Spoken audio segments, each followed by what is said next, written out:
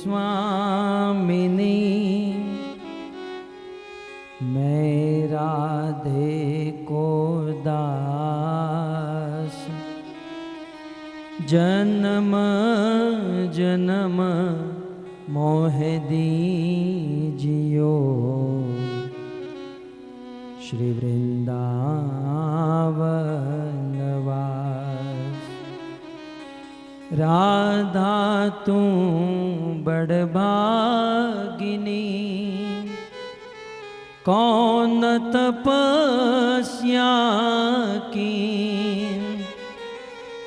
तीनों लोक के नाथ है सो तेरो आधीन।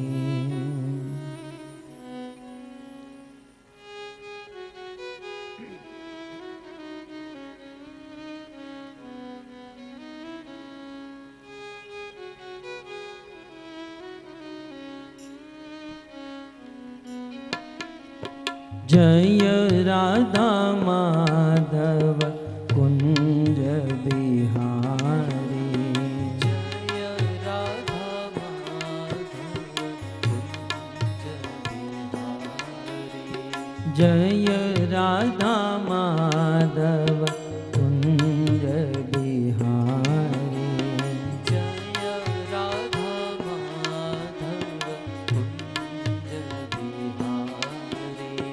जय राधा माधव कुंज बिहारी जय राधा माधव कुंज बिहारी जय राधा माधव कुंज बिहारी जय राधा माधव कुंज बिहारी गोपी जन वल्लभ गिरिवरधारी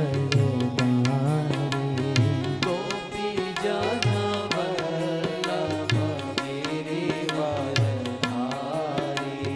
गोपी जन वल्लभ गिरिवरधारी गोपी जन वल्लभ गिरिवरधारी जय राधा माधव कुंज बिहारी जय राधा माधव कुंज बिहारी।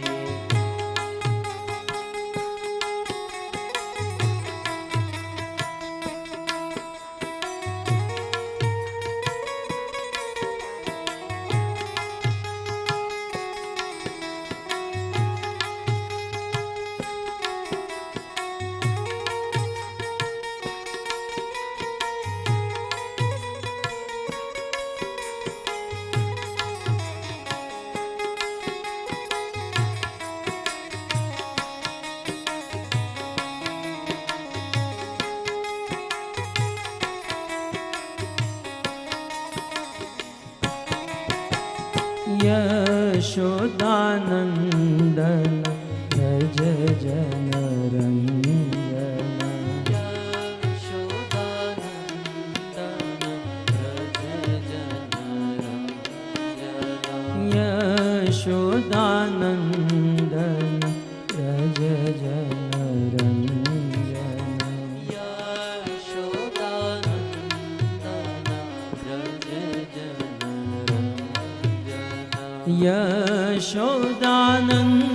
यशोदानंदन व्रज जन रंजन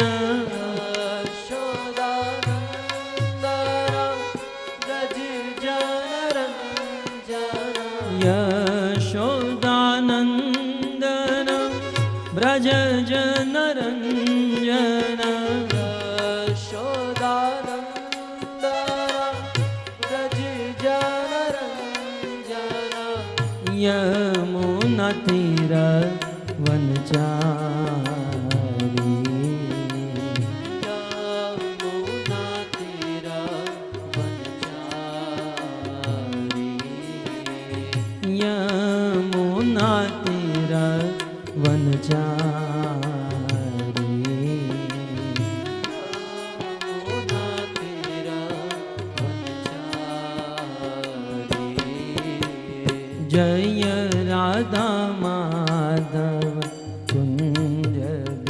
बिहारी।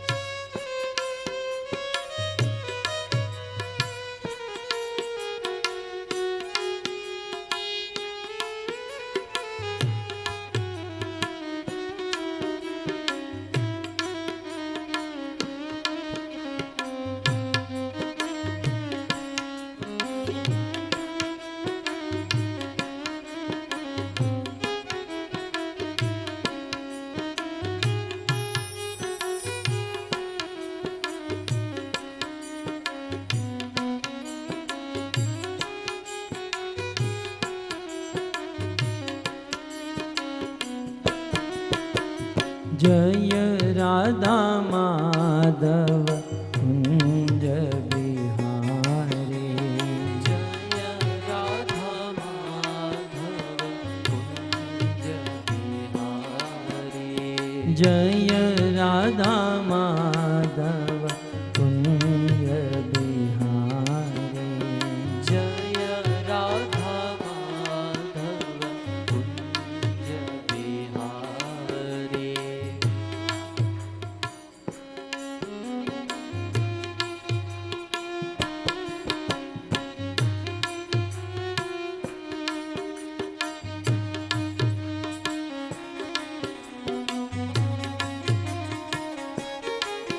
हरे कृष्णा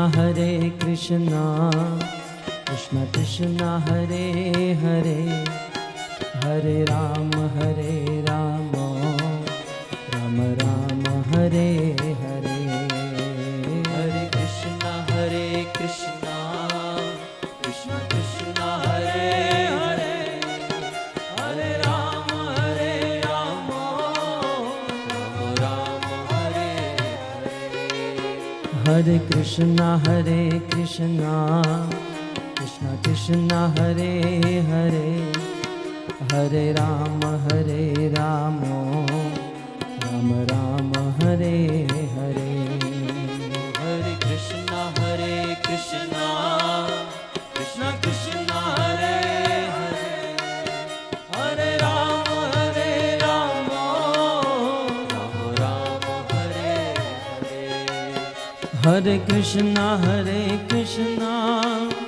कृष्ण कृष्ण हरे हरे, हरे राम राम राम हरे हरे। हरे कृष्णा कृष्ण कृष्ण हरे हरे, हरे राम राम राम हरे हरे। हरे कृष्णा कृष्ण कृष्ण हरे हरे, हरे राम राम राम हरे हरे। हरे कृष्णा कृष्ण कृष्ण हरे हरे, हरे राम राम राम हरे हरे। हरे कृष्णा कृष्ण कृष्ण हरे हरे, हरे राम राम राम हरे हरे। हरे कृष्णा कृष्ण कृष्ण हरे हरे, हरे राम राम राम हरे हरे। हरे कृष्णा कृष्ण कृष्ण हरे हरे, हरे राम राम राम हरे हरे। हरे कृष्णा कृष्ण कृष्ण हरे हरे, हरे राम राम हरे हरे। हरे कृष्णा कृष्ण कृष्ण हरे हरे, हरे राम राम राम हरे हरे। हरे कृष्णा प्रेम से गाइए। कृष्णा हरे हरे, हरे राम राम राम हरे हरे। हरे कृष्णा कृष्णा कृष्णा हरे हरे, हरे राम राम राम हरे हरे। हरे कृष्णा कृष्णा कृष्णा हरे हरे, हरे राम राम राम हरे हरे। हरे कृष्णा कृष्णा कृष्णा हरे हरे, हरे राम राम राम हरे हरे। हरे कृष्णा कृष्णा कृष्णा हरे हरे, हरे राम राम हरे हरे। हरे कृष्णा कृष्णा कृष्णा हरे हरे, हरे राम राम हरे हरे।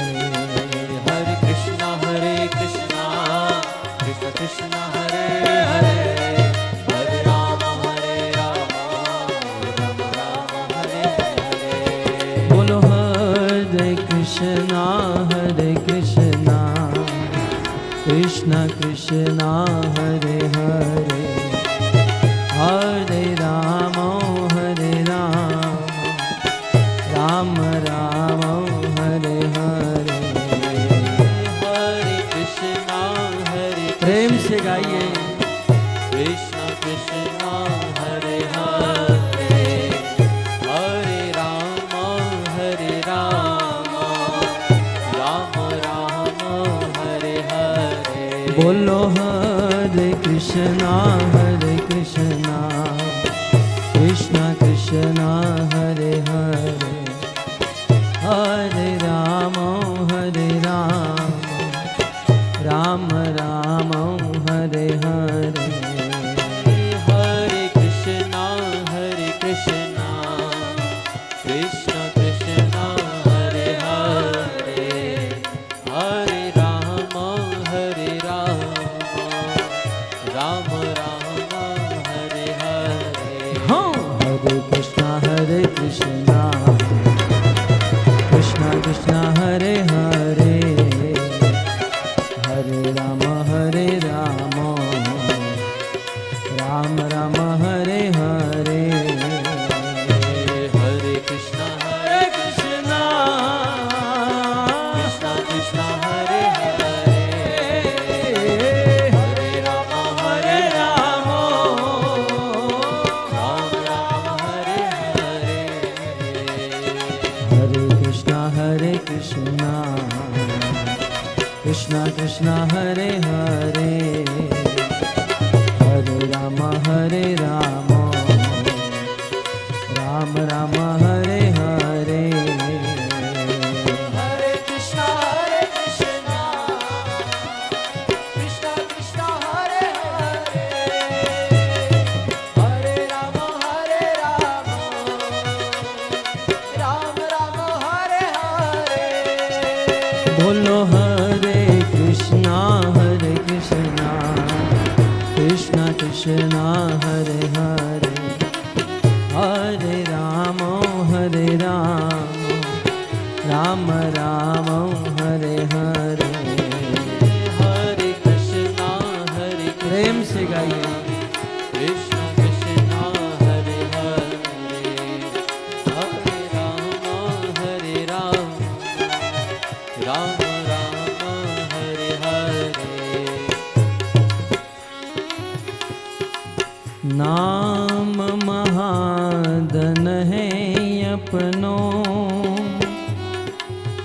नहीं दूसरी संपत्ति और कमानी।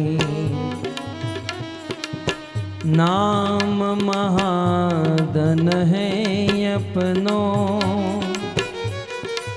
नहीं दूसरी संपत्ति और कमानी। छोड़ अटारी यटा जग की हमको कुटिया ब्रज माही बनानी, हमको कुटिया ब्रज माही बनानी, हमको कुटिया ब्रज माही बनानी, हमको कुटिया ब्रज माही बनानी। टूक मिले रसिकों की सदा और पीबन को यमुना जल पानी। टूक मिले रसिकों की सदा और पीबन को यमुना जल पानी। हमें औरन की परवाह नहीं, अपने ठकुरानी शिराधिकारन, अपनी ठकुरानी शिराधिकारन, अपने ठकुरानी शिराधिकारन, अपनी ठकुरानी शिराधिकारन, अपने ठकुरानी शिराधिकारन। अपनी ठकुरानी शिराधिकारन।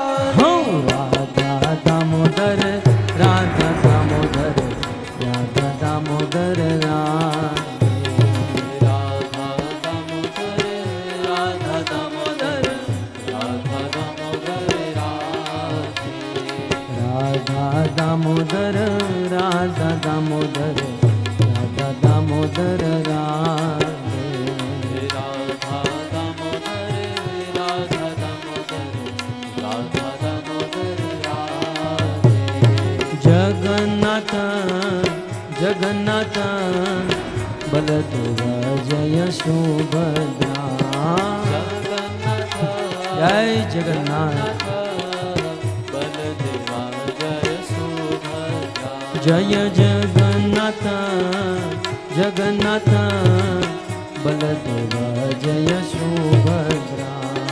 जगन्नाथ जगन्नाथ बलदेवा जय सुभद्रा। रघुपति राघव राजा राम, पतित पावन सीताराम। रघुपति राघव राजा राम, पतित पावन सीताराम। रघुपति राघव राजा राम, पतित पावन सीताराम। रघुपति राघव राजा राम, पतित पावन सीताराम। राजा राम राजा राम, पतित पावन सीताराम। राजा राम, पतित पावन सीताराम। राजा राम, पतित पावन सीताराम। राजा राम, पतित पावन सीताराम। बोलो रघुपति राघव राजा राम, पतित पावन सीताराम। रघुपति राघव राजा राम, पतित पावन सीताराम।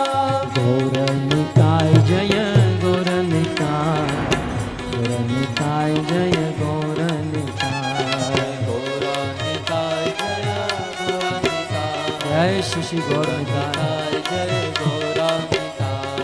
गौर निताय जय गौर निताय, गौर निताय जय गौर निताय। गौरानिताय जय गौरानिताय, गौरानिताय जय गौरानिताय।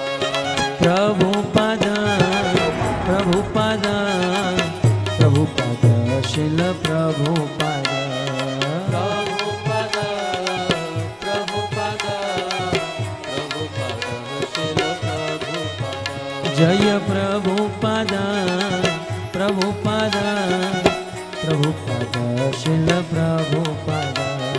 प्रभुपद प्रभुपद प्रभुपद जय प्रभुपाद प्रभुपाद प्रभुपाद प्रभुपाद जय श्री प्रभुपाद निताय गौर हरि बोल हरि बोल हरि बोल हरि बोल निताय गौर हरि बोल हरि बोल हरि बोल हरि बोल। युग धर्म हरिनाम संकीर्तन की जय। ग्रंथराज श्रीमद् भागवतम महापुराण की शील प्रभुपाद की निताय गौर प्रेमानंदे।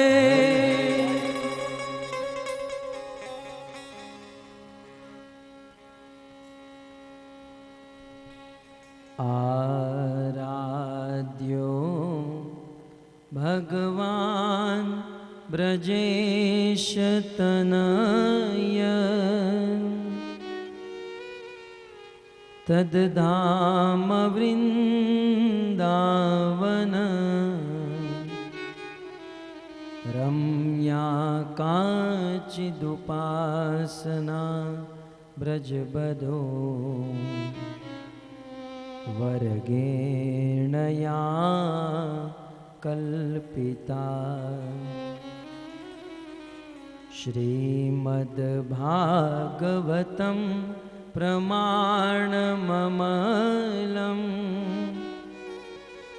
प्रेमापुमर्तो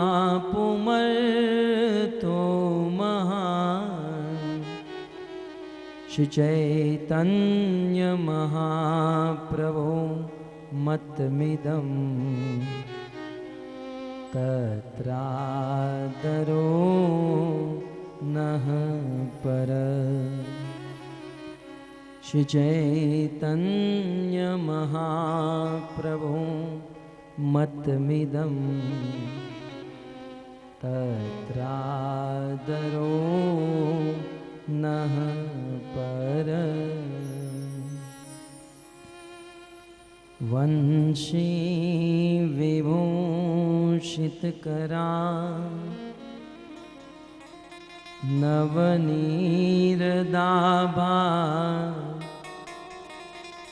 पीताम्बरदरुणबिं बफलधरोष्ठा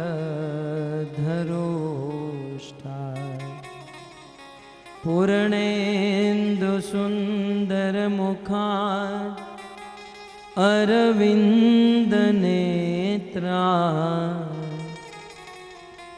कृष्णात् परं किमपि तत्त्व अहं न जाने। योऽन्तः प्रविश्य मम वाचमिमां प्रसुप्तां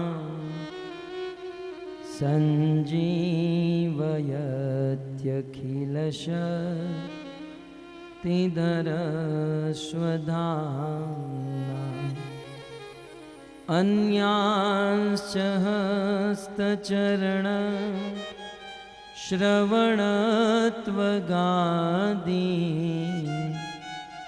प्राणान्नमो भगवते पुरुषाय तुभ्यं। करारविन्दे अरविन्दं मुखारविन्दे विनिवेशयन्तं वटस्य पत्रस्य पुटेशयानं बालं मुकुन्दं मनसा स्मरामि। श्रीकृष्ण गोविन्द हरे मुरारे हे नाथ नारायण वासुदेव जिहवे पिबत्स्वा मृत में तदेव गोविंद दामो दर माधवे। जय जय श्री राधा रमण, जय जय नवल किशोर, जय गोपी चित चोर प्रभु, जय जय माखन चोर। श्री कृष्णचंद्र भगवान की जय। शैल प्रभुपाद की जय। हरे कृष्णा कृष्णा कृष्णा कृष्णा हरे हरे, हरे राम राम राम हरे हरे, हरे कृष्णा कृष्णा कृष्णा हरे हरे, हरे राम राम राम हरे हरे।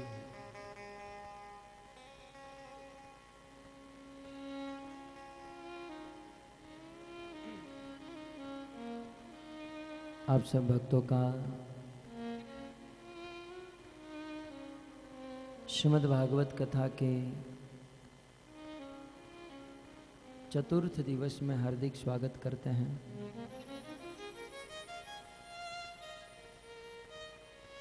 आज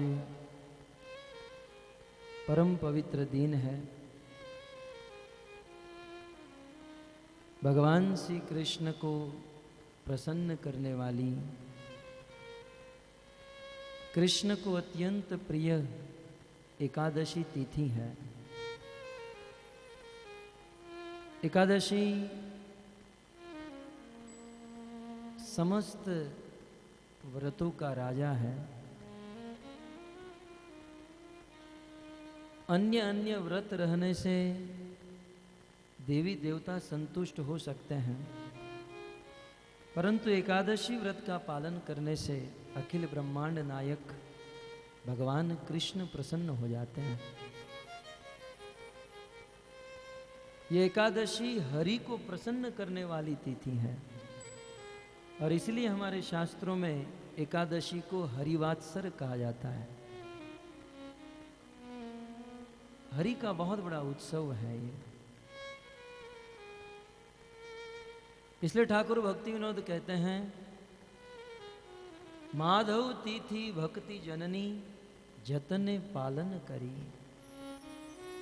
ये माधव तिथि, माधव कृष्ण को, लक्ष्मी के नाथ को प्रसन्न करने वाली एकादशी जतने पालन करी, मेहनत करके परिश्रम करके इस एकादशी तिथि का पालन करना चाहिए, जिसका पालन करने से भगवान प्रसन्न होते हैं। भगवान ने एकादशी तिथि को वरदान दिया है। एकादशी, इस संसार में जो इस तिथि का पालन करेगा, एकादशी के दिन उपवास रहेगा, उसे अत्यंत दुर्लभ वस्तु प्राप्त होगी। इस संसार में सबसे ज्यादा दुर्लभ भगवान कृष्ण की भक्ति है। दुर्लभम मानुषो देहो दहीनाम क्षण भंगुर, तत्रापि दुर्लभम मनिये वैकुंठ प्रिय दर्शनम। मिथिला के राजा जनक ने यह बात बताई। 84 लाख योनि से मनुष्य का जन्म मिलना यह दुर्लभ है, और उससे भी दुर्लभ साधु संतों की संगति है, और उससे भी दुर्लभ भगवान कृष्ण की भक्ति है। गौड़ीय वैष्णव आचार्य रूप गोस्वामी ने भी भक्ति रसामृत सिंधु में कह दिया, क्लेशाग्नि शुभदा मोक्ष लघुता कृत सुदुर्लभा। सुदुर्लभा, ये भक्ति जो है दुर्लभ ही नहीं, सुदुर्लभ है, अत्यंत दुर्लभ है। संसार में अन्य वस्तु तो आसानी से मिल जाती हैं, लेकिन भक्ति मिलना बहुत मुश्किल। अब यह मत समझिए हम लोग भक्ति कर रहे हैं तो बस ऐसे ही साधारण चीज, ये इतनी बड़ी चीज है जिसका हम अंदाजा नहीं लगा सकते हैं। बड़े बड़े देवता, स्वर्ग में रहने वाले कभी नहीं मरने वाले देवता भी तरसते हैं, भगवान से प्रार्थना करते हैं, प्रभु प्रभु यदि आप हम पर कृपा करो तो मनुष्य का जन्म दो, इस पृथ्वी पर हमें जन्म दो ताकि हम आपकी भक्ति कर सके। भजन करना बहुत दुर्लभ है भक्तों, ये भक्ति रूपी धन सबको नहीं मिलता है। संसार का धन तो किसी को भी मिल जाता है, लेकिन भक्ति का धन तो उसी को मिलता है जो इसको प्राप्त करने के लिए प्रयास करते हैं। तो भगवान ने वरदान दिया है एकादशी तिथि को, एकादशी देवी को, कि जो इस तिथि का पालन करेंगे उसे मेरी शुद्ध भक्ति प्राप्त हो जाएगी। इसलिए वैष्णवगण एकादशी के दिन निर्जला करते हैं। कई लोगों ने किया होगा। निर्जला कुछ लोग नहीं कर सकते तो सजला कर लेते हैं, और सजला नहीं कर सकते तो सफला करते हैं, मात्र फल खाकर। और सफला भी नहीं कर सकते हैं तो फराल खाकर करते हैं, लेकिन करते अवश्य है। और एकादशी रहना पहले बहुत मुश्किल था, आज तो बहुत आसान हो गया है। आज तो लगता है एकादशी महीने में 4-5 बार आ जाए तो अच्छा है, क्योंकि अन्य दिनों में तो घर पर रोटी सब्जी दाल भात बनता है, लेकिन एकादशी के दिन आज माताजी ने खिलाया हमें दूधी का हलवा, गाजर का हलवा, और अब तो आटा निकला है जिसका पराठा भी बनता है, साबूदाना की खिचड़ी, सामा की खिचड़ी, खीर। तो शास्त्र में वर्णन है एकादशी के दिन अन्न नहीं खाना चाहिए। कुछ लोग प्रमाण मांगते हैं, शास्त्र भरे पड़े हैं भक्तों, स्कंद पुराण, पद्म पुराण, गरुड़ पुराण, महाभारत, सभी ग्रंथों में एकादशी के विषय में लिखा है। गरुड़ पुराण में तो यहां तक लिखा है कि एकादशी के दिन अन्न खाने वाले व्यक्ति को उतना पाप लगता है जितना गाय का मांस खाने से पाप लगता है। गो मांस भुक्त्वा, एकादशी के दिन अन्न खाने से। और महाभारत में वेदव्यास मुनि लिखते हैं एकादशी के दिन अन्न खाने से कितना पाप लगता है, भातृहा, बंधुहा, मातृहा, पितृहा, गुरुहा। अपने भाई को मार दे, बंधु को मार दे, माता पिता और गुरु को काट कर जितना पाप लगता है उतना एकादशी के दिन अन्न खाने से पाप लगता है।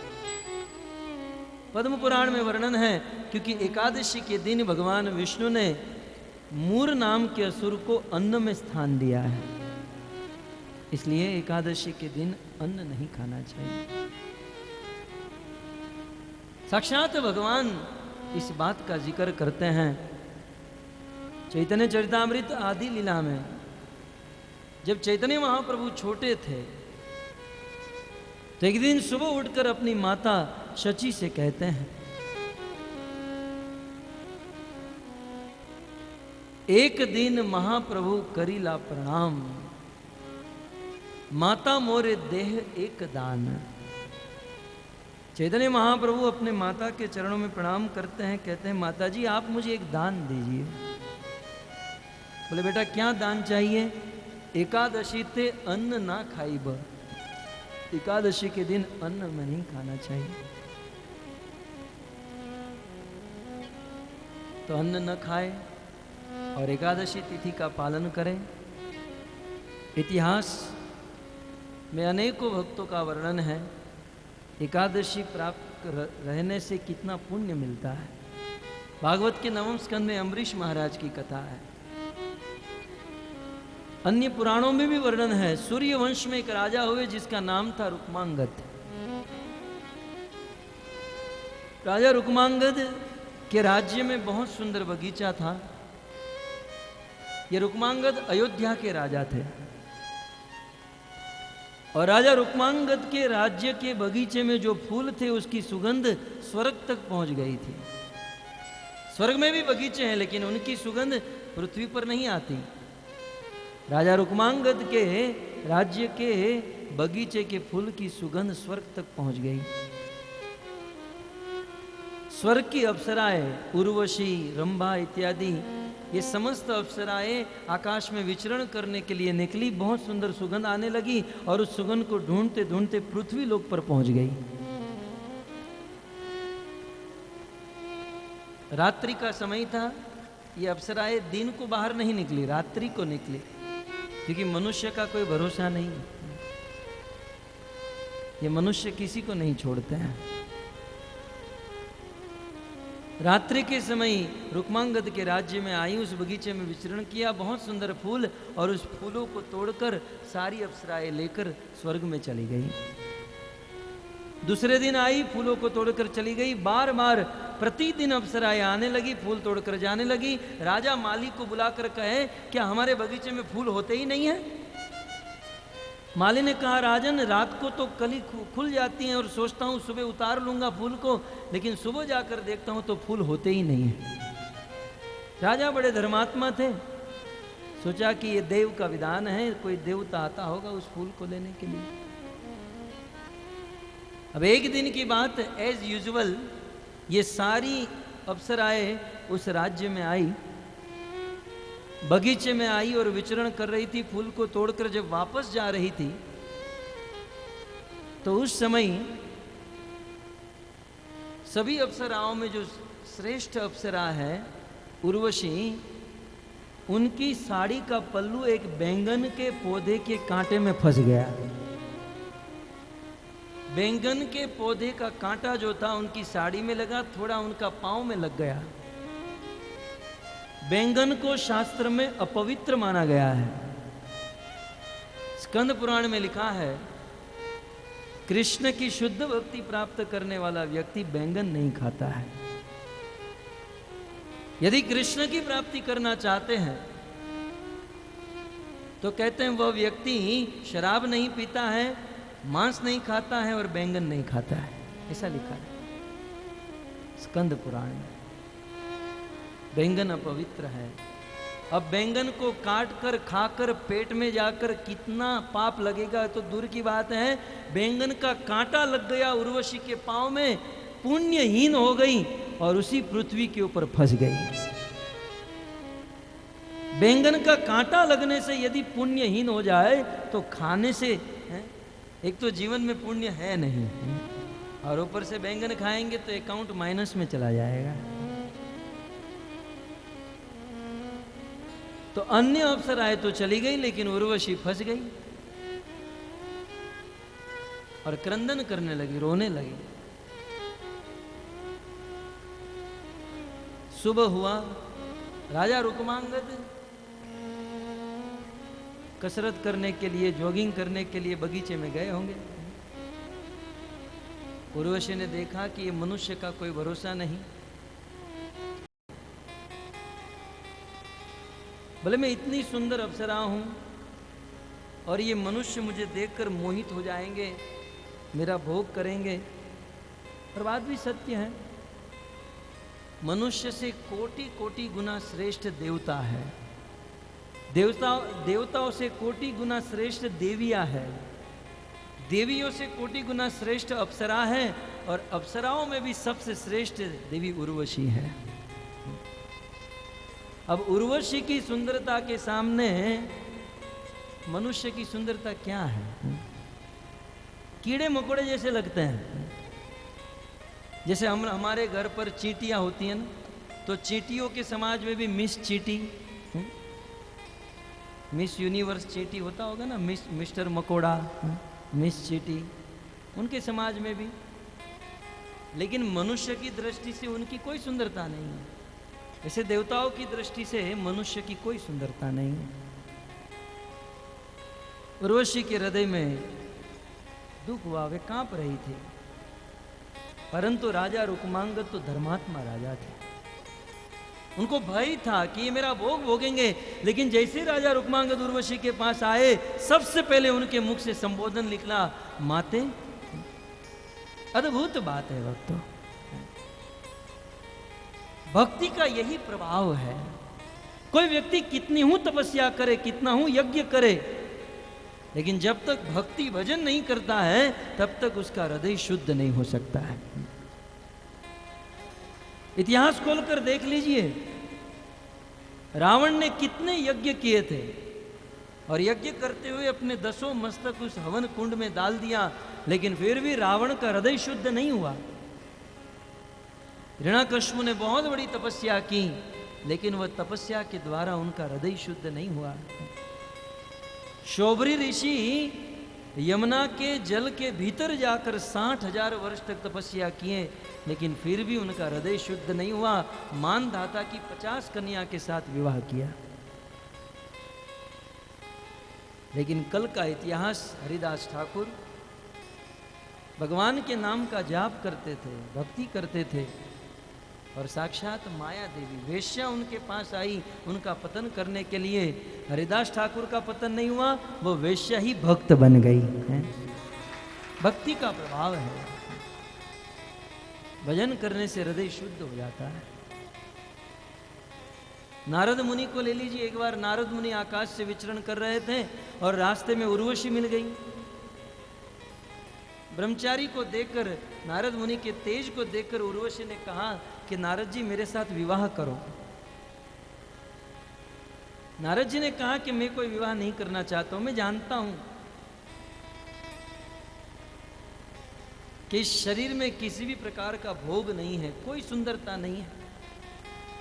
उर्वशी ने कहा नारद जी ये बात मनुष्य लोक के लिए ठीक है, मेरे लिए नहीं।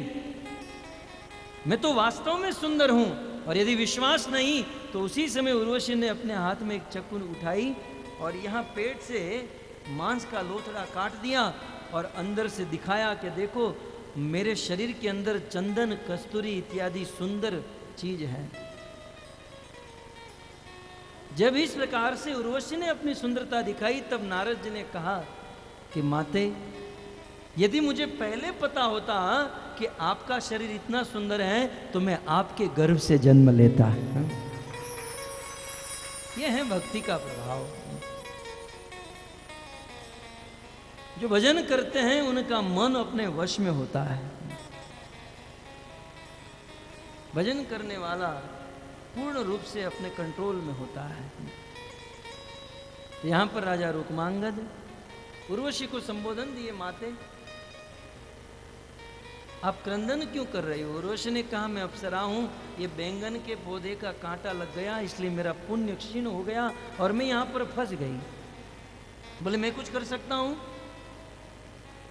बोले आपके राज्य में कोई बहुत पुण्यशाली व्यक्ति हो, वे अपना पुण्य यदि मुझे दे दे तब मैं स्वर्ग में जा सकती हूँ। बोले अब पुण्य का मीटर तो है नहीं कि कौन पुण्यशाली कौन पापी। उर्वशी ने कहा राजन, कल एकादशी तिथि थी और एकादशी का पालन करने से बहुत पुण्य मिलता है। आपके राज्य में कल को एकादशी रहा था? राजा रुक्मांगद ने कहा ये एकादशी किस चिड़िया का नाम है? ये नाम मेरी डिक्शनरी में आज मैं पहली बार सुन रहा हूं। बोले हमारे राज्य में कोई एकादशी नहीं रहता है, हम नहीं जानते एकादशी के बारे में। बोले तो फिर कल एकादशी तिथि थी, आपके राज्य में कोई अनजाने में भूखा रह गया हो? क्योंकि अनजाने में कोई एकादशी व्रत का पालन करता है तब भी उनका फल मिलता है। कोई अनजाने में एकादशी रहा है, कोई अनजाने में कोई भूखा रह गया हो? राजा ने कहा ये मैं चेक करवा लेता हूँ। राजा अपने मंत्री को भेजे, जाओ पूरे राज्य में घूमो और जो कल भूखा रहा है उसे मेरे पास लेकर आओ, उसे बहुत बड़ा इनाम दिया जाएगा। पूरे राज्य में ढंढेरा पिटवाया गया कि यदि कल किसी ने उपवास किया है, अनजाने में भी कोई भूखा रह गया हो तो राजा उसे बहुत बड़ा इनाम देंगे। उस राजा रुक्मांगद के राज्य में एक स्त्री ऐसी थी जिन्होंने अनजाने में एकादशी के दिन कुछ नहीं खाया था, जानती नहीं थी एकादशी के बारे में। वो राजा के पास गई, राजन मैंने कल कुछ नहीं खाया। राजा ने कहा क्यों नहीं खाया? बोले मैं एक बनिए के वहां नौकरी करती हूँ और वो बहुत कंजूस है, और कंजूस होने के कारण मेरे से एक छोटी सी गलती हो गई तो उन्होंने मुझे भोजन नहीं दिया, दिन भर मैं भूखी रही। इसलिए चाणक्य पंडित ने कहा है यदि नौकरी करनी है ना तो अच्छे आदमी के वहां करनी चाहिए। कष्टादि कष्टम सततम प्रवासी इस दुनिया में बहुत सारे कष्ट हैं, सभी कष्टों में सबसे ज्यादा कष्ट है सततम प्रवासी, सतत प्रवास करना, कंटिन्यूस फ्रीक्वेंट जर्नी करना, ये सबसे बड़ा कष्ट है।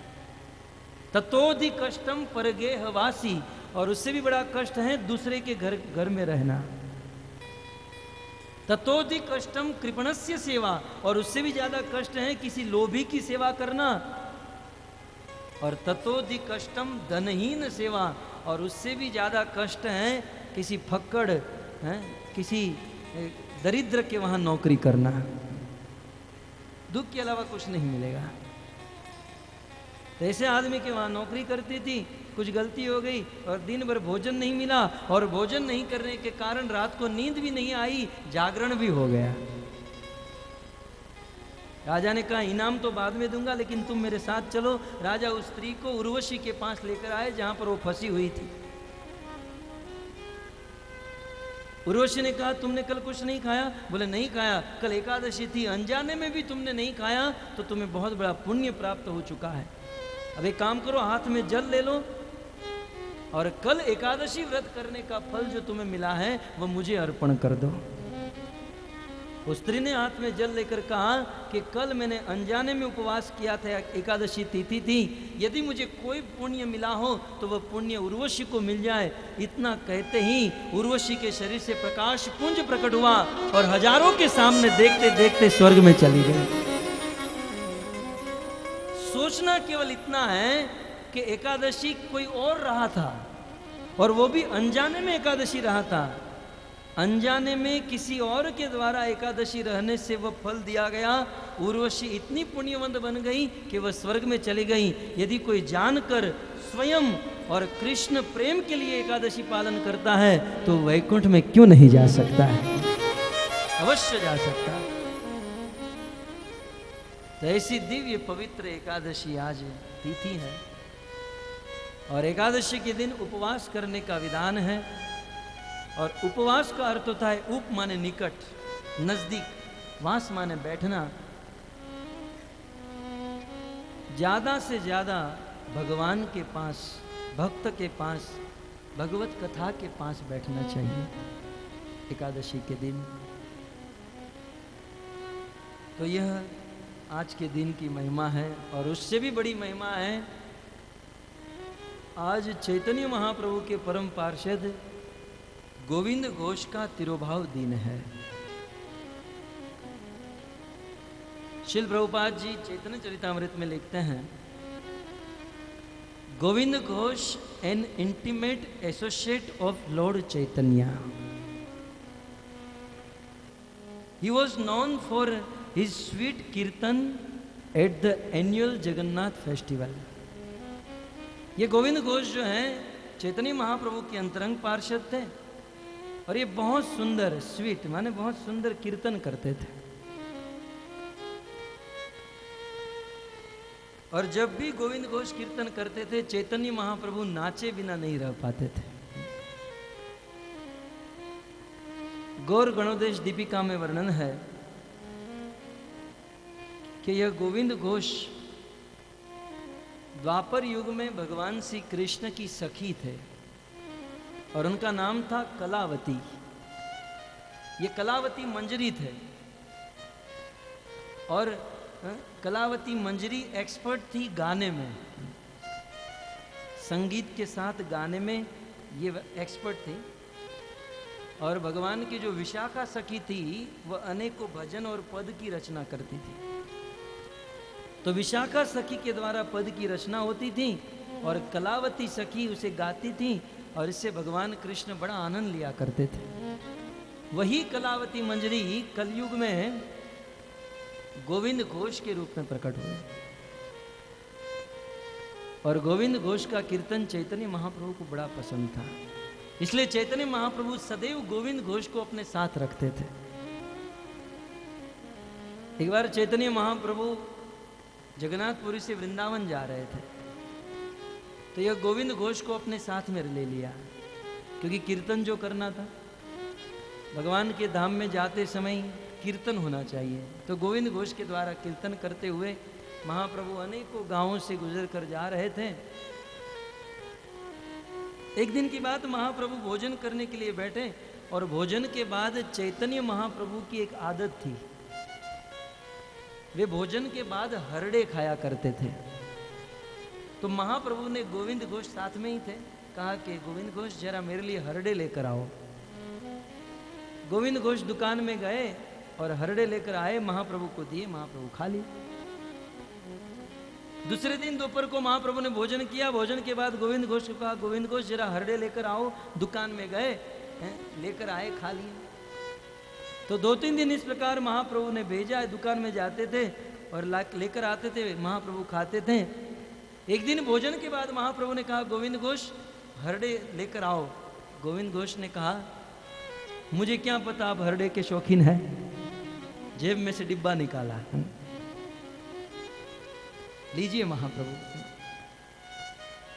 चैतन्य महाप्रभु ने कहा कि ये इतनी सारी हरड़े अपने जेब में लेकर क्यों घूमते हो? बोले प्रभु, रोज रोज दुकान में लेने जाना अच्छा है कि पूरा स्टॉक करके ही रखूं। तुरंत चैतन्य महाप्रभु ने कहा, मैं सन्यासी हूं और सन्यासी का धर्म है, सन्यासी कभी संग्रह नहीं करता है। और यदि तुम्हें मेरे साथ रहना है तो तुम्हें भी संग्रह नहीं करना होगा।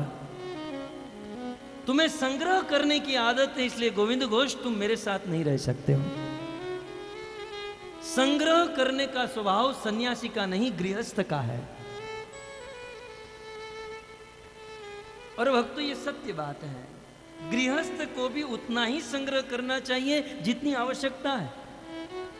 भागवत में अनेकों बार कहा गया, यावत ब्रियते जठरम, जब तक पेट भर जाए, जीवन चल जाए, उतना ही संग्रह करे। जरूरत से अधिक संग्रह पतन का कारण बनता है। संग्रह ना करे। भगवान दत्तात्रेय ने 24 गुरु बनाए, उनमें से एक था मधुआ।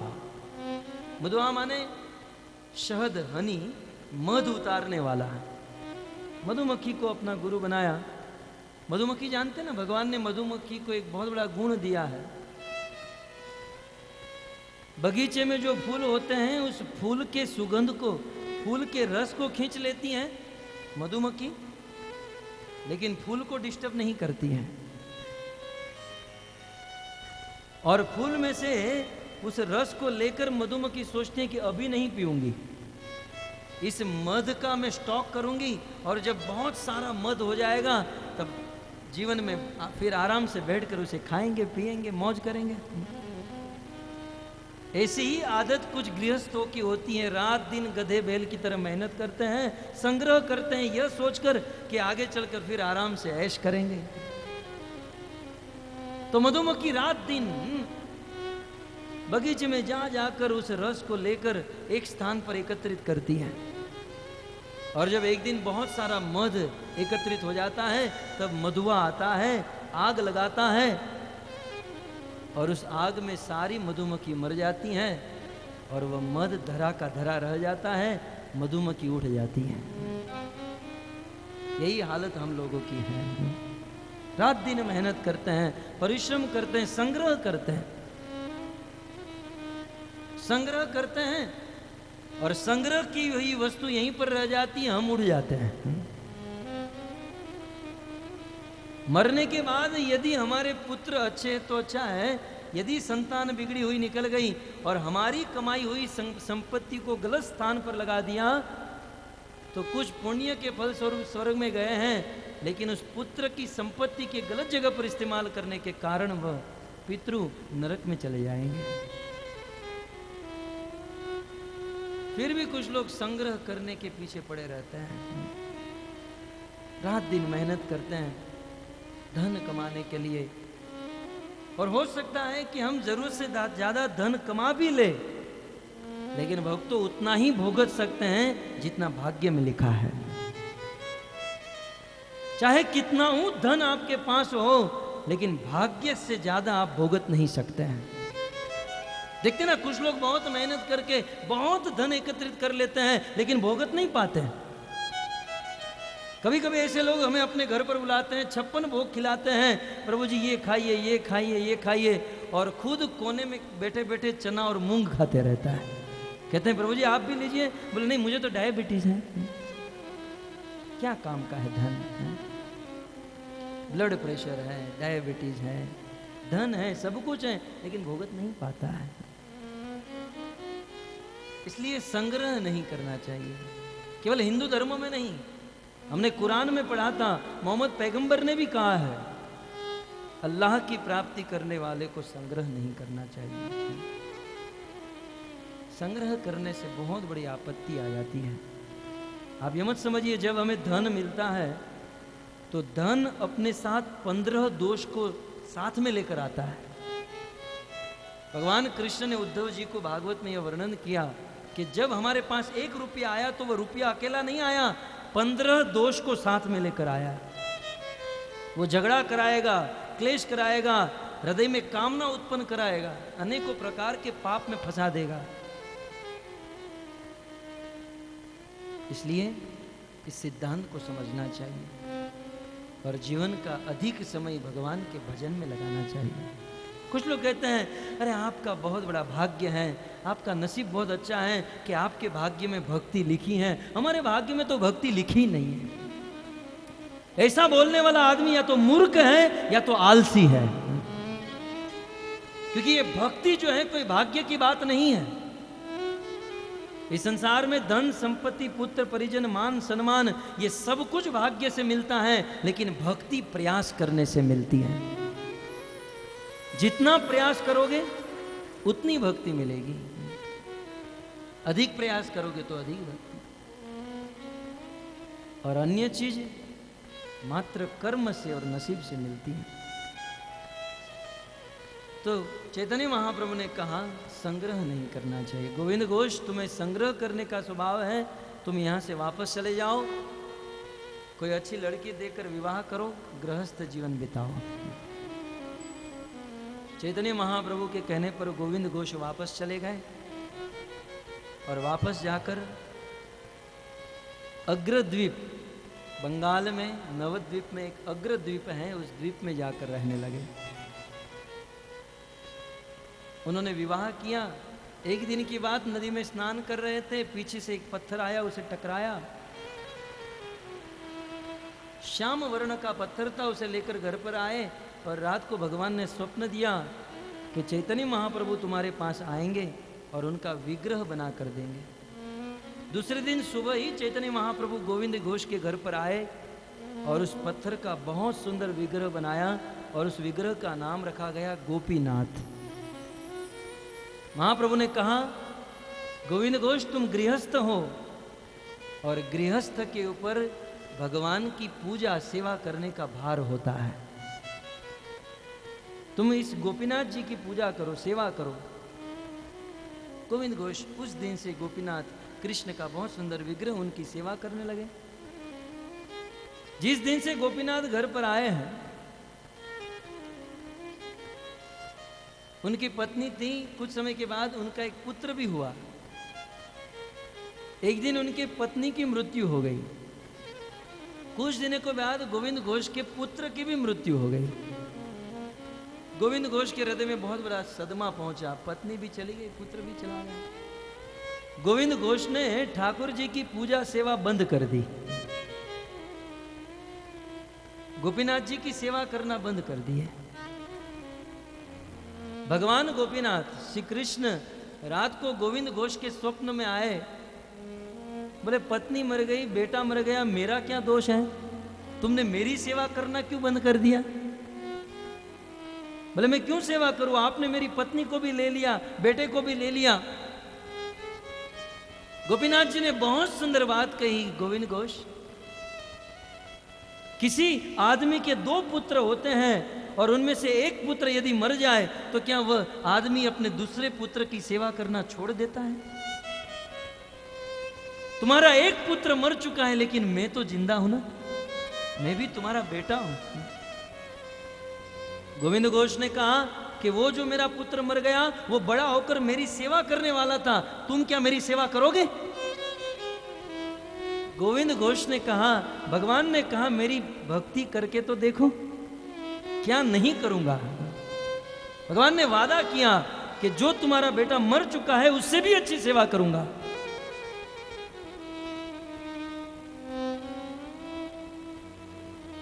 गोविंद घोष प्रतिदिन भगवान गोपीनाथ जी की सेवा करने लगे और वादा किए थे कि मैं पुत्र की तरह रहूंगा तुम्हारे साथ।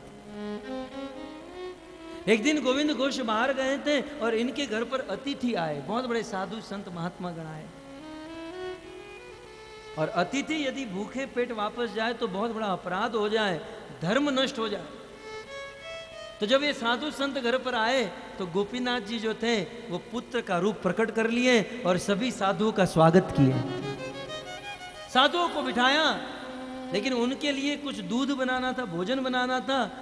भगवान रसोई घर में किचन में जाकर देखे तो ये तो फक्कड़ बाबा कुछ था ही नहीं। सभी संतों को अपने घर पर बिठाया और गोपीनाथ जी भगवान बाल्य स्वरूप में उस गांव में गए, दूध वाले के वहां कहा कि देखो मैं गोविंद घोष का बेटा हूं, हमारे घर पर अचानक साधु आ गए हैं, आप हमें 3 लीटर दूध दे दो, मेरे पिताजी जब आएंगे तब तुम्हें पैसा दे देंगे। बोले झूठ है, गोविंद घोष का एक लड़का था, वो मर गया, कितने दिन बीत गए, मैं उनके शमशान यात्रा में भी गया था, ये दूसरा बेटा कहां से आ गया, तुम झूठ बोल रहे हो। अब भगवान बार बार मना रहे हैं कि मैं गोविंद घोष का बेटा हूं, मानो मानो, लेकिन ये बनिया मानने के लिए तैयार नहीं। तब इसके हाथ में एक अंगूठी थी, सोने की अंगूठी। अंगूठी निकाल कर दी, लो भाई साहब ये अंगूठी रखो और मुझे दूध दे दो, पिताजी जब आएंगे पैसे देकर अंगूठी छुड़ा लेंगे। बोले तब ठीक है। अंगूठी ले ली, दूध दे दिया और ये आए घर पर, महात्माओं को बहुत सुंदर दूध पिलाया, भोजन कराया, सारे महात्मागण चले गए और भगवान अपने स्थान पर मंदिर में जाकर खड़े रह गए। गोविंद घोष अन्य गांव से आ रहे थे, रास्ते में वो दुकान पड़ रही थी, उसने बुलाया, गोविंद घोष आओ, तुम्हारा लड़का आया था। गोविंद घोष ने सोचा ये पागल हो गया है, मेरा लड़का तो मर चुका, इतना दिन बीत गया। बोले तुम्हारा पुत्र आया था। बोले क्यों आया था? तुम्हारे घर पर साधु संत महात्मा आए थे, उनकी सेवा करने के लिए दूध लेकर गया था। चलो मुझे पैसा दे दो। गोविंद घोष को लगा कि ये मुझे ठगना चाहता है। बोले हो ही नहीं सकता। बोले तुम्हारा पुत्र आया था और वो अंगूठी देकर गया है, बताओ अंगूठी कौन सी है। जब उस दुकान वाले ने अंगूठी निकाली, अंगूठी को देखकर गोविंद घोष की आंखों से अश्रु की धारा बहने लगी। जिस दिन गोविंद घोष का विवाह हुआ था, उस दिन गोविंद घोष ने भगवान गोपीनाथ के लिए अंगूठी बनवाई थी और भगवान के हाथ में अंगूठी पहनाई थी, और वह अंगूठी इस बनिए के पास देखकर गोविंद घोष का हृदय पिघल गया कि आज साक्षात भगवान अपने वैकुंठ से उतर गए मेरी सेवा करने के लिए। धन्य है प्रभु। बड़े भाव से गोविंद घोष सेवा करने लगे भगवान की। और कुछ समय के बाद गोविंद घोष की मृत्यु हो गई। जब मृत्यु का अंतिम समय था, तब गोविंद घोष ने अपने स्वजनों को कहा कि मुझे जलाना मत, मुझे मेरे घर के आंगन में ही गाड़ देना। और ऐसा ही हुआ। जब कोई माता पिता की मृत्यु हो जाती है तो उनके पुत्र, उनके बच्चे उनका अंतिम संस्कार करते हैं, उनका श्राद्ध करते हैं, उनका तर्पण करते हैं। भक्तों, कल का इतिहास 500 साल भी नहीं हुए हैं, गोविंद घोष की मृत्यु हो गई। उनकी अंत्येष्टि क्रिया करने के लिए भगवान वैकुंठ से नीचे उतर गए हैं। सबके घर जा जाकर सबको भोजन के लिए निमंत्रित किए और गोविंद घोष का श्राद्ध किया। ऐसे गोविंद घोष का आज तिरुभाव दिन है, जिसके आंगन में भगवान खेला करते थे। कौन कहते हैं भगवान इस संसार में नहीं है? यदि हम प्रेम करें, भगवान में श्रद्धा रखें, तो आज भी भगवान हमारे साथ खेल सकते हैं, हमारा ध्यान रख सकते हैं। कई बार संसार में कुछ लोगों की संतान नहीं होती है, तो जिसको संतान नहीं होती है या जिनके संतान की मृत्यु हो चुकी है, उसे चिंता करने की जरूरत नहीं है, क्योंकि इस अवसर में चैतन्य महाप्रभु ने कहा कि हमारी वास्तविक संतान तो साक्षात कृष्ण है। ये दुनिया की संतान नरक में ले जाने के अलावा कुछ नहीं करेगी, लेकिन कृष्ण को यदि अपना पुत्र मानकर उनकी सेवा करेंगे ना, तो एक न एक दिन हमें वैकुंठ में अवश्य लेकर चले जाएंगे।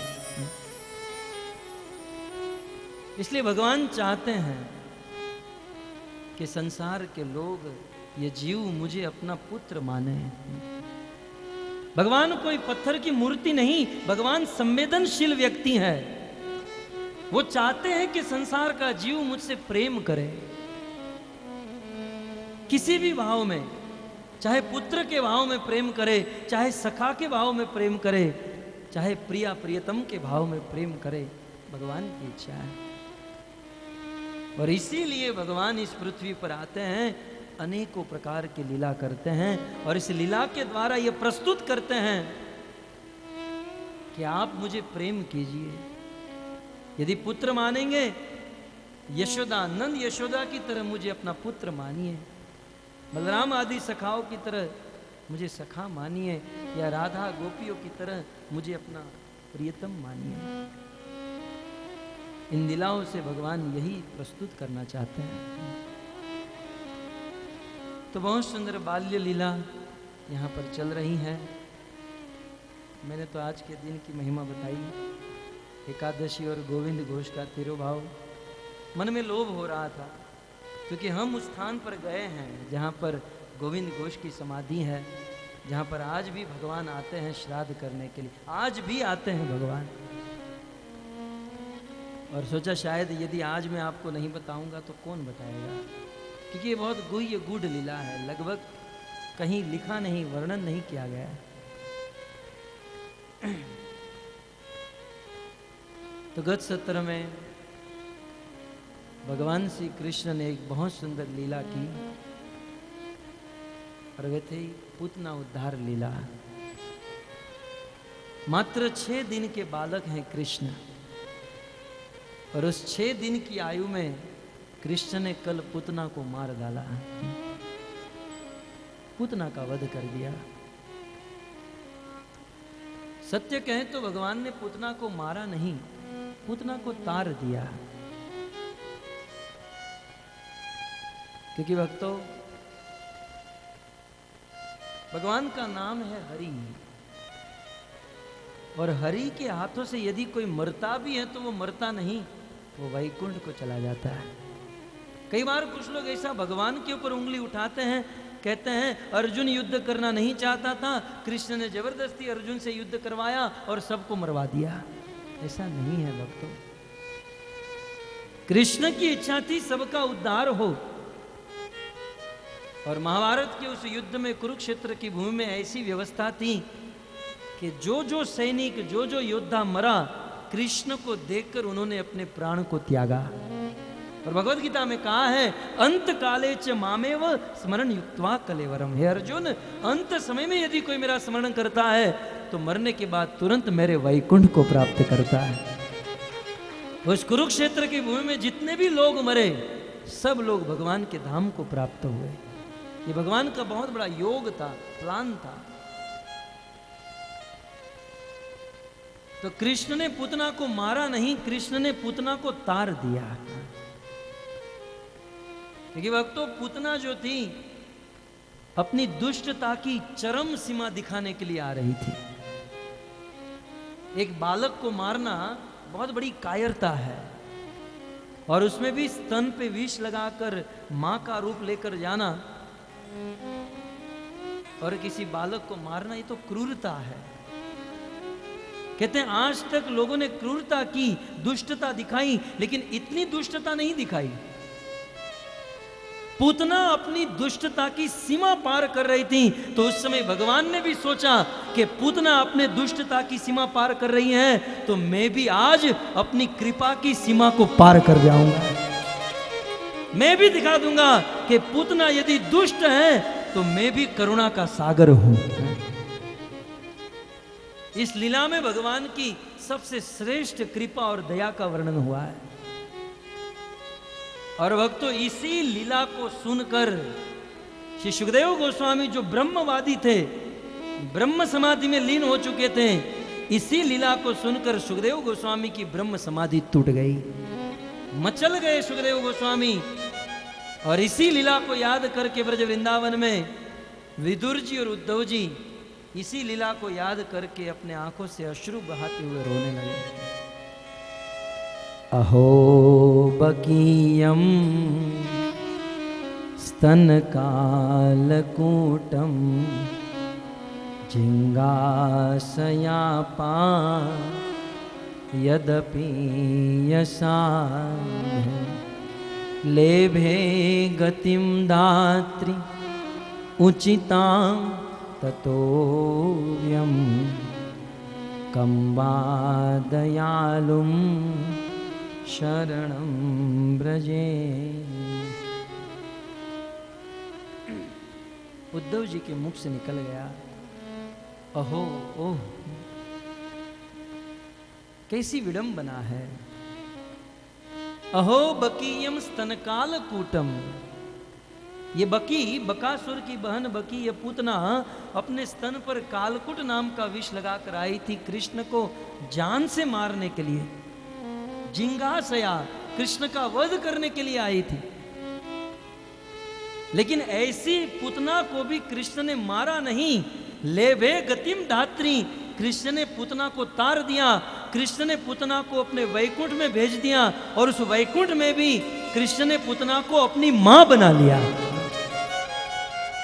लेभे गतिम धात्री, पूतना को माता का स्थान प्रदान कर दिया। एक राक्षसी एक पूतना कृष्ण को मारने के लिए आई थी, उसे भी कृष्ण ने अपनी मां बना लिया। तो बताइए इस संसार में कृष्ण से बड़ा कृपालु दयालु कौन है जिसकी हम शरण ग्रहण कर सके। जीवन में कोई एक बार गाली भी दे देता है ना, जीवन भर तक याद रहता है कि एक न एक दिन तो ये ऊंट पहाड़ के नीचे आएगा, दिखा दूंगा उसे।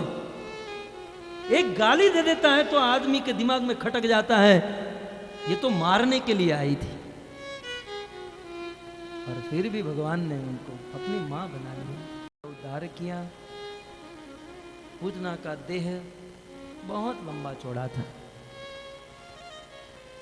सुखदेव जी कहते हैं जैसे वृत्रासुर इंद्र के वज्र से गिरे थे, ठीक उसी प्रकार पूतना भूमि के ऊपर धराशायी हुई।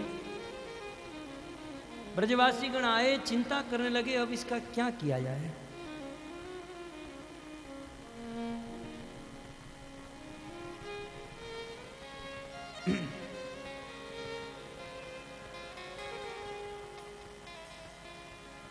उसी समय सुबह हुई और नंद बाबा मथुरा से गोकुल पहुंच गए। सभी लोगों ने मिलकर नंद बाबा को यह खबर दी और कहा कि कृष्ण को कुछ नहीं हुआ। नंद बाबा के हृदय में शांति हुई। नंद बाबा ने सोचा कि निश्चित वसुदेव जी पूर्व जन्म में कोई देवता रहे होंगे। उन्होंने कहा था उत्पात हो रहा है, तो निश्चित यहां उत्पात हुआ। बोले अब क्या किया जाए। उस समय नंद बाबा ने सैकड़ों फरसू मंगाए और उस फरसू के द्वारा पूतना के देह को काटा गया। अब पूतना का अंगूठा भी मनुष्य से बड़ा होगा, 10-12 फुट का तो होगा ही। पूतना के अंग के छोटे छोटे टुकड़े किए गए और चिता बना बनाकर उसे जलाया गया। सुखदेव जी कहते हैं पूतना के शरीर को जलाकर जो धुआं निकला, उस धुएं से अगरू की सुगंध आने लगी। अगरू माने अगरबत्ती की जो सुगंध होती है, ऐसी सुगंध आने लगी। आज के मनुष्य को जलाते हैं ना, तब भी बहुत बदबू आती है। और जो पूतना राक्षसी थी, मांस खाती थी, खून पीती थी, ऐसी पूतना को जलाकर अगरू की सुगंध क्यों आने लगी। सुखदेव जी कहते हैं कि पूतना राक्षसी थी, पापी थी, परंतु उस पूतना को साक्षात भगवान कृष्ण ने अपना स्पर्श कर लिया था, इसलिए वह पूतना भी पवित्र बन गई थी। कितना हूं पापी व्यक्ति क्यों न हो, भगवान जब अपना स्पर्श कर लेते हैं तो वह पवित्र बन जाता है।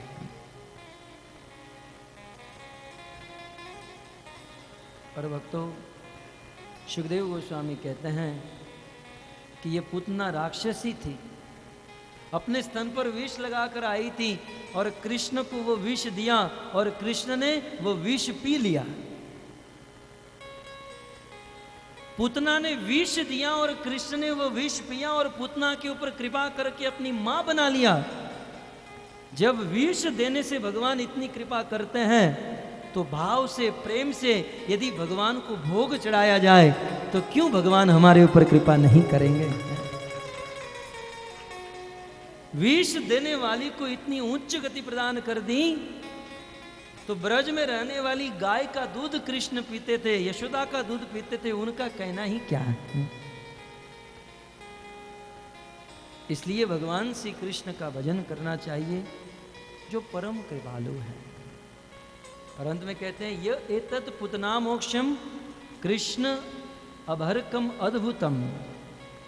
पुतना की इस लीला को यदि कोई ध्यान से सुनता है, शृणुया श्रद्धया मर्त्यो गोविंदे लभते रति। पुतना की इस कथा को सुनने वाला गोविंद के चरणों में प्रेम उत्पन्न कर लेता है।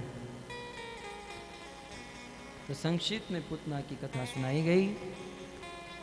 किसी ने प्रश्न उठाया, भगवान कृष्ण ने पुतना के अंदर कौन सा गुण देखा जिससे उन्होंने पुतना का उद्धार किया। भगवान ने सबसे पहले गुण यह देखा कि जो भी हो मारने के लिए भी आई तो मेरे पास है? वो मेरे पास तो आई कम से कम किसी भी भाव से है? इसलिए रामायण में कहा गया भाव कुभाव अनख आलसो। चाहे भाव हो कुभाव हो, लेकिन हमें भगवान के दरबार में जाना चाहिए। कुछ लोग कहते हैं मुख में राम बगल में चूरी। हमारा भाव अच्छा नहीं है, हमारा आचरण अच्छा नहीं है, कैसा भी क्यों न हो, लेकिन हमारा कर्तव्य है कि हम भगवान के मंदिर में जाएं। हम पुतना जितने तो बुरे नहीं है, भगवान को मारने के लिए तो नहीं जा रहे हैं। भगवान को मारने के लिए कोई गया तो उनका उद्धार कर दिया। यदि हम किसी भी भाव से जाएंगे तो भगवान क्यों उद्धार नहीं करेंगे। भगवान ने यह देखा कि आई है मेरे पास, और दूसरा भगवान ने देखा आई तो बहुत सुंदर आभूषण पहनकर आई, गले में कंठी, बाल में तिलक है? तुलसी की कंठी धारण करके आई थी। ये तुलसी धारण करने वाले के ऊपर भगवान अति प्रसन्न हो जाते हैं। ऊर्ध्व पुंड्र तिलक को देखकर भगवान प्रसन्न हो गए, पुतना का उद्धार कर दिया। यह कथा सुनने के बाद महाराज परीक्षित जिज्ञासा करते हैं कि हे प्रभु, कृष्ण की यह कथा मुझे बहुत पसंद है, मेरा मन भगवान में लग रहा है। भगवान ने जिन जिन अवतार में जो जो लीलाएं की हैं, करोति कर्ण रम्याणी, कर्ण को आनंद देने वाली और हृदय को प्रसन्न करने वाली है। महाराज परीक्षित कहते हैं यत् शृण्वताम, भगवान श्री कृष्ण की कथा को सुनने से हृदय में भक्ति उत्पन्न होती है, और संसार में यदि किसी भक्तों के बीच में मन मोटाव है, मतभेद है, मनभेद है, तो वह भी दूर हो जाता है। तद भक्तेषु साख्यम। महाराज परीक्षित कहते हैं कृष्ण कथा में ऐसी ताकत है कि हो सकता है कभी कभार भक्तों के बीच में भी कुछ झगड़ा हो, लेकिन कृष्ण कथा सुनने से वह भक्तों के बीच में भी साख्य और प्रेम उत्पन्न हो जाता है। लेकिन दुर्भाग्य है उन भक्तों का कि ऐसी कृष्ण कथा सुनने के लिए भी नहीं आ सकते हैं और रात दिन झगड़ा करते रहते हैं। परीक्षित ने बहुत सुंदर अनुमोदन किया कि यह कृष्ण कथा हृदय के समस्त कलमश और दोषों से मुक्त करने वाली है। इसलिए हे सुखदेव गोस्वामी, आप ये कथा सुनाते रहिए। तब सुखदेव जी और एक कथा सुनाते हैं। एक दिन भगवान श्री कृष्ण का जन्म हुआ, 3 महीने बीत गए और तीसरे महीने कृष्ण का जन्म नक्षत्र था। जन्म नहीं था, लेकिन जिस नक्षत्र में कृष्ण का जन्म हुआ वह नक्षत्र आ चुका था, रोहिणी नक्षत्र। कृष्ण ने रोहिणी नक्षत्र में जन्म लिया यह सोचकर कि बोले मैं यशोदा और देवकी के गर्भ से जन्म लिया हूं तो रोहिणी को बुरा न लग जाए, इसलिए नक्षत्र रोहिणी को लूंगा। तो रोहिणी नक्षत्र में जन्म लिया और स्टार बर्थडे कहते हैं ना, कृष्ण का स्टार बर्थडे आ गया। जन्म नक्षत्र आया, नंद और यशोदा ब्रजवासियों को आमंत्रित किए, ब्राह्मणों को निमंत्रित किए, और आज इनके घर पर अनेकों लोग, अनेकों अतिथि आए, और उन अतिथियों का सत्कार करने के लिए, उनको भोजन कराने के लिए यशोदा ने सोचा कि ये मैं कृष्ण को कहाँ रखूंगी। तो यशोदा ने कृष्ण को अपने स्तन का पान कराया और सोचा कि अब कहाँ सुलाऊं, यहाँ घर पे तो इतने सारे अतिथि हैं। यशोदा कृष्ण को लेकर बाहर निकल गई और बाहर एक बैलगाड़ी खड़ी थी। उस बैलगाड़ी में बैल नहीं लगे हुए थे, ऐसे ही बैलगाड़ी खड़ी थी जिसमें दूध, दही, माखन के मटके रखे गए थे। यशोदा ने उस बैलगाड़ी के नीचे कपड़ा बिछा दिया, वस्त्र बिछाकर कृष्ण को सुला दिया। कुछ बच्चे वहां पर खेल रहे थे, कहा कि कृष्ण का ध्यान रखना, यह कहकर यशोदा गृह कार्य के लिए चली गई। यशोदा अपने कार्य में बिजी हो गई और यहां पर कृष्ण की जब आंख खुली तो बड़ा क्रोध हो गया। कृष्ण अपने मन में सोचने लगे कि मैं अखिल ब्रह्मांड नायक अनंत कोटि लक्ष्मी का नाथ हूं, लक्ष्मी सहस्त्र शत संभ्रम सेव्य मानम, अनंत अनंत लक्ष्मी मेरी सेवा करने के लिए लाइन में खड़ी रहती है। मैं मेरे वैकुंठ को छोड़कर, सोने के सिंहासन को छोड़कर इस यशोदा के घर पर आया और ये यशोदा मुझे बैलगाड़ी के नीचे सुलाती है। इस घर में मेरी कोई वैल्यू नहीं। बाल्य लीला कर रहे हैं प्रभु, और यह भावना उड़कर कृष्ण को रोना आ गया। और जैसे ही भगवान श्री कृष्ण रोने लगे, आपने देखा होगा छोटे बच्चे जब रोते हैं तब उनके पांव हिलते हैं। कृष्ण का पांव हिलने लगा। कृष्ण आंतरिक रूप से जानते थे कि इस बैलगाड़ी में एक असुर आकर बैठ गया है। पूर्व जन्म में सतयुग में हिरणाक्ष का एक पुत्र था जिसका नाम था उत्कच, और लोमस ऋषि का अपराध किया था उस उत्कच ने। लोमस ऋषि के पास गया और अपने पराक्रम से, अपने प्रभाव से अनेकों वृक्षों को, पेड़ पौधे को रौंदने लगा। लोमस ऋषि ने श्राप दे दिया कि तुम यह शरीर बल होने के कारण इन पेड़ों को काट रहे हो। मैं श्राप देता हूं कि तुम बिना शरीर के हो जाओ, तुम शरीर के बिना ही रहोगे, शरीर नहीं रहेगा तुम्हारे पास। तब इनके हृदय में बड़ा कष्ट हुआ और उत्कर्ष दोनों हाथ जोड़कर लोमस ऋषि के चरणों में, वह हिरणाक्ष का पुत्र उत्कर्ष जब लोमस ऋषि को निवेदन करने लगा, मुझे क्षमा कर दीजिए, मैं स्वीकार करता हूं मेरे से बहुत बड़ा अपराध हो गया, आप मुझे ऐसा श्राप मत दीजिए, मैं बिना शरीर के कैसे जीऊंगा। लोमस ऋषि ने कहा तुम्हें जीना तो होगा ही, परंतु भक्तों लोमस ऋषि कोई साधारण ऋषि नहीं, जिन्होंने 1000 ब्रह्मा को मरते हुए देखा है। अत्यंत दीर्घ आयु है जिस ऋषि मुनि की, और इस ऋषि का श्राप भी वरदान बन जाता है। अब जिस ऋषि का श्राप भी वरदान बन जाए और वह यदि वरदान देने लगे तो वह कभी विफल नहीं जा सकता है। कहा कि मुनिवर आप अपने श्राप को वापस खींच लीजिए, मैं बिना शरीर के नहीं रह पाऊंगा। तब लोमस ऋषि ने कहा कि श्राप तो भुगतना ही होगा, लेकिन वरदान देता हूं कि आने वाले दिनों में, कहते हैं 7वें मनवंतर के 28वें चतुर्युग में